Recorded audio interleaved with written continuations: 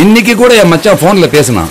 மாமா நீங்க போய் பொண்ணை பாருங்க, உங்களுக்கு பிடிச்சிருந்தா நான் அடுத்த பிளைட்லயே இந்தியாவுக்கு வந்து இறங்கிடுறேன்.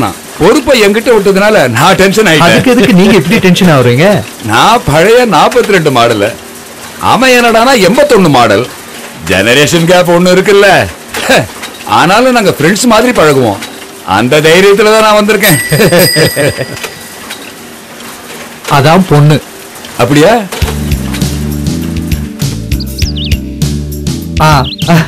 இதுதான் ரவி அங்கிள். இவங்க தான் மாப்பிள்ளை வீட்டுக்காரங்க. என்ன கேட்கணுமோ கேட்டுக்கங்க. என்னப்பா சொல்ற? அம்மா இன்னைக்கு என்ன சமையல்? அது என்ன சமைச்சேன்னா கொஞ்சம் மட்டன் ஃப்ரை பண்ண, மீன் வறுத்து வச்சிருக்கேன், அப்புறம் கொஞ்சம் வெண்டைக்காய் குழம்பு, அவ்வளவுதான். இவ்வளவு நீயே சமைச்சியா? நானும் அம்மாவும் செஞ்சோம். என் பொண்ணு அருமையா சமைப்பா. இன்னைக்கெல்லாம் சாப்பிட்டுட்டே இருக்கா. நல்லா வரைவும் தெரியும். கெட்டிக்கார பொண்ணு. பரவாயில்லையே. டிராயிங் மாஸ்டரா போறியா? இல்ல.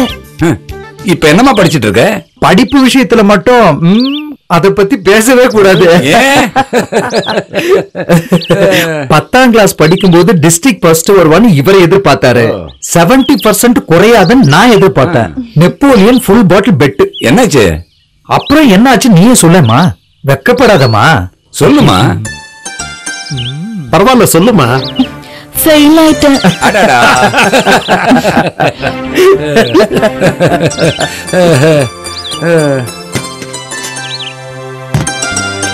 அவங்க யாரு? வேணுமாமா சொன்னார்ல, அந்த மாப்பிள்ளை வீட்டுக்காரங்க.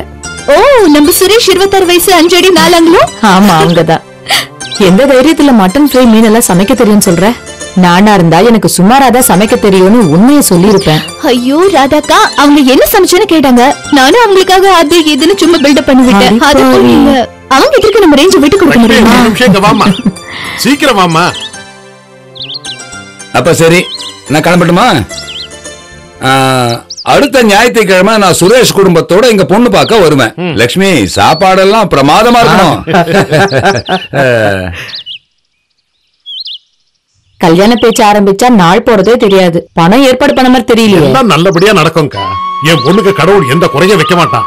கழுத்து நிறைய தங்கமும் அவங்க கேட்கிற எல்லா வரதட்சணையும் கொடுத்து சந்தோஷமா செஞ்சு முடிப்பேன்.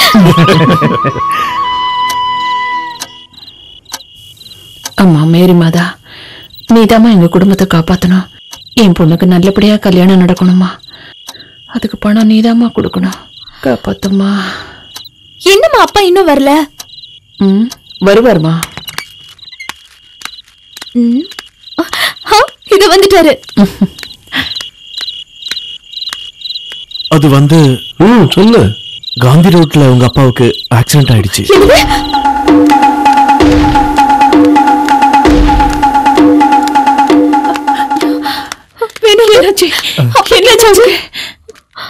அட ஒண்ணும் இல்லம்மா, நீங்க பயப்படாதீங்க. தலையில லேசா அடி, அவ்வளவுதான். நாங்க பாக்கணும்னா ஒரு வாட்டி அவரை காமிக்க சொல்லுங்க. அது வந்து இப்ப கொண்டு வருவாங்க, அப்ப பாக்கலாம். எங்களுக்கு பயமா இருக்கு. அதாவது இப்படி வந்து நீ கூட்டிட்டு வாமா. தைரியமா இருமா, இப்ப கூட்டிட்டு வருவாங்க.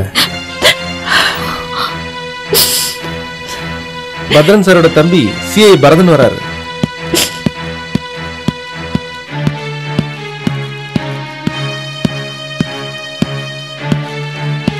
எப்படி நடந்தது?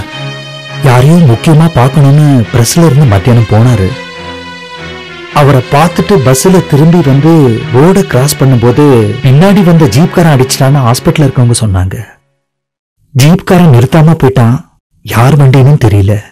டாக்டர் என்ன சொன்னாரு? கையை விரிச்சிட்டாரு.